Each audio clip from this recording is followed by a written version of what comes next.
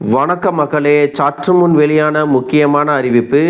Ration கார்டுகளில் கோடிக்கணக்கானவர்களின் பெயர்களை மத்திய அரசு நீக்கம் செஞ்சிருக்காங்க. இனிமேல் அவர்களால் ரேஷன் பொருட்களை வாங்க முடியாது அப்படிங்கிற அறிவிப்பையும் சொல்லியிருக்காங்க. எந்த கார்டில் இருக்கக்கூடிய குடும்ப உறுப்பினர்களை எல்லாம் நீக்கம் செஞ்சிருக்காங்க, அதற்கான காரணம் என்ன, உங்களுடைய ரேஷன் கார்டில் உறுப்பினர்களை நீக்கம் செய்யாமல் இருக்க நீங்கள் என்ன செய்யணும் என்பது போன்ற கூடுதலான தகவல்களை எல்லாம் தெரிஞ்சுக்க இந்த வீடியோவை ஸ்கிப் பண்ணாம கடைசி வரைக்கும் பாருங்க. அப்பதான் நாங்கள் சொல்லக்கூடிய தகவல்கள் எல்லாம் முழுசா உங்களுக்கு தெரியும். இப்ப வாங்க வீடியோக்குள்ள போயிடலாம். மக்களே, நாடு முழுவதும் உள்ள ஏழை எளிய மக்களின் வாழ்வாதாரத்திற்காக ரேஷன் கடைகள் மூலமாக மலிவு விலையில் அரிசி, பருப்பு, எண்ணெய், சர்க்கரை, கோதுமை போன்ற அத்தியாவசிய உணவுப் பொருட்கள் மத்திய மாநில அரசு சார்பில் வழங்கப்பட்டு வருகிறது. இதை தவிர கரீப் கல்யாண் அன்ன யோஜனா என்ற திட்டத்தின் கீழே இலவசமாக உணவுப் பொருட்கள் 2020ஆம் ஆண்டு முதல் வழங்கப்பட்டு வருகிறது. கொரோனா தொற்று காலத்தில் பார்த்தீங்கன்னா புலம்பெயர்ந்து வந்த தொழிலாளர்களுக்காகவே பிரதான் மந்திரி கரீப் கல்யாண் திட்டத்தை மத்திய அரசு அறிமுகப்படுத்தியிருந்தது. அதற்கு பிறகு இந்த திட்டம் தேசம் முழுவதும் 80 கோடி பேருக்கு ரேஷன் கடைகள் மூலமாக இலவச உணவு தானியங்கள் எல்லாம் கொடுத்துட்டு வந்தாங்க. மானிய விலை உணவு தானியத்துக்கு மேல கூடுதலாக 5 கிலோ உணவு தானியம் இலவசமாக வழங்கப்பட்டும் வருகிறது. இந்தியாவில் பல குடும்பங்கள் ரேஷன் கடை சலுகைகளையே நம்பியுள்ளதால் இலவச உணவு தானியம் வழங்குவதாக அறிவிக்கப்பட்ட இந்த திட்டமானது தொடர்ந்து நீட்டிக்கப்பட்டும் வருகிறது. இந்த நிலையில பார்த்தீங்கன்னா கோடிக்கணக்கான மக்களின் பெயர்கள் ரேஷன் கார்டு பட்டியலில் இருந்து நீக்கப்பட வாய்ப்புள்ளதா சொல்லியிருக்காங்க. அதாவது பார்த்தீங்கன்னா அரசிடமிருந்து இலவச உணவு தானியங்கள் பெறும் தகுதியற்ற ரேஷன் பயனாளிகளை நீக்குவதற்காக அரசு முடிவு செஞ்சிருக்கு.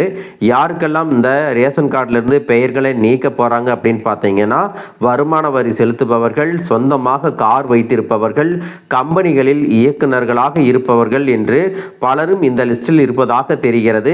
எனவே வருகிற செப்டம்பர் 30ஆம் தேதிக்குள் தகுதியற்றவர்களை கண்டறிந்து அவர்களின் பெயர்களை நீக்க மாநில அரசுகளுக்கு மத்திய அரசு உத்தரவிட்டிருக்காங்க. அந்த வகையில் பார்த்தீங்கன்னா ரேஷன் கார்டு வைத்திருப்பவர்களின் தகவல்களை மற்ற மாநில அரசு துறைகளின் தகவல்களுடன் ஒப்பிட்டு பார்த்து உணவு மற்றும் பொது விநியோகத்துறை இந்த நடவடிக்கையை மேற்கொள்ள போகிறது. அதனால் காத்திருப்போர் பட்டியலில் இருக்கக்கூடிய ஏழை எளிய மக்களுக்கு ரேஷன் பொருட்கள் இனி எளிதாக கிடைக்கும் அப்படிங்கிற தகவலையும் சொல்லியிருக்காங்க.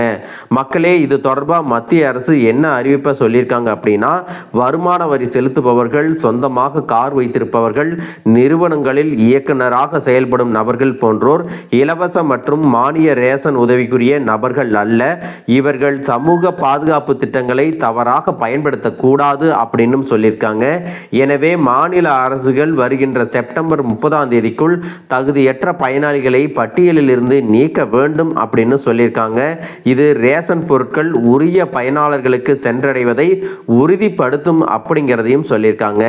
இது சம்பந்தமா மத்திய உணவுத்துறை செயலர் சஞ்சீவ் சோப்ரா அனுப்பியிருக்கக்கூடிய சுற்றறிக்கையில் என்ன சொல்லியிருக்காங்க அப்படின்னா, ஒரு பட்டியல் தயாரிச்சிருப்பதாகவும் அந்த பட்டியல் பார்த்தீங்கன்னா ரைட்ஃபுல் டார்கெட்டிங் டேஷ்போர்டு எனும் புதிய கண்காணிப்பு அமைப்பின் மூலம் மாநில அதிகாரிகள் பார்வையிடும் வகையில் அமைக்கப்பட்டுள்ளது. தகுதி மீறி பெயர்கள் இருந்தால் அவற்றை உடனடியாக நீக்க வேண்டும் அப்படின்னு சொல்லியிருக்காங்க.